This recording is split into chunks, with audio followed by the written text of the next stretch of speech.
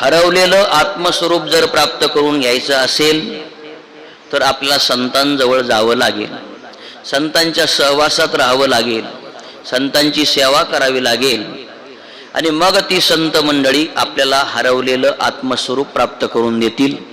तैसे हरपले आपण पे पावे, तै संता ते पाहता घेऊ सावे, मनोनी वानावे ऐकावे तेची सदा.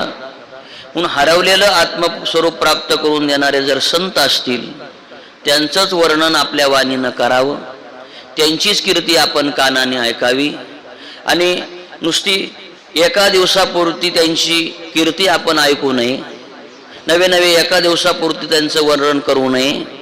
मनोनी वानावे ऐकावे तेची सदा, सदा म्हणजे नेहमी त्यांचीच कीर्ती ऐकावी, त्यांचंच वर्णन आपल्या वाणीनं आपण करावं, त्यांचं चिंतन आपण करावं, तेव्हा ते हरवलेलं आत्मस्वरूप आपल्याला प्राप्त करून देतील.